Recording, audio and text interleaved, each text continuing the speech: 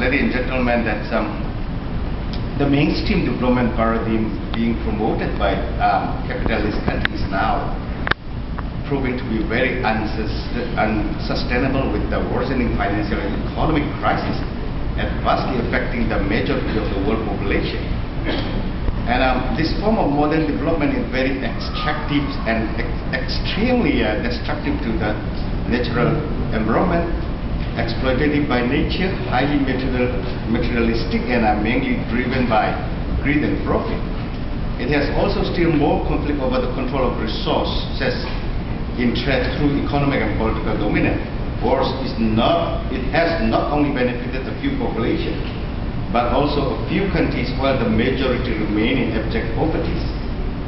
It is linked to greater inequity and inequality with the widening gap between the poor and the rich people.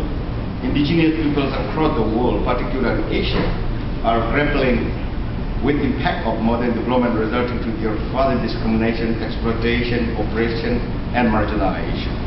They continue to suffer and remain subjected to the winds of the global market economy that continue to wreak havoc on their already deplorable condition. Furthermore, one of the profound consequences of the modern development is the emergence of food insecurity. Now is igniting debates on how to address the issue of food insecurity, and many financial institutions and development agencies, including the United Nations, are taking initiation. It is very important to remind ourselves that we should take lessons from past experience and must avoid the same mistake committed by the modern development. In this regard,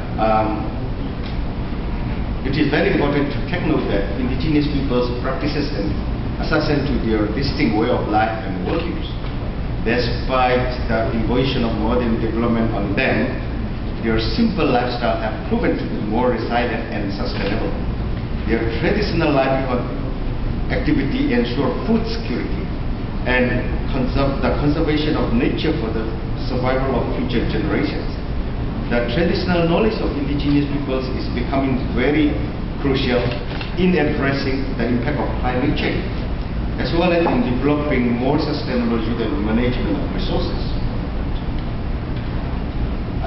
It is my pleasure that ADB, IFAD, and FAO have their own policy on indigenous peoples.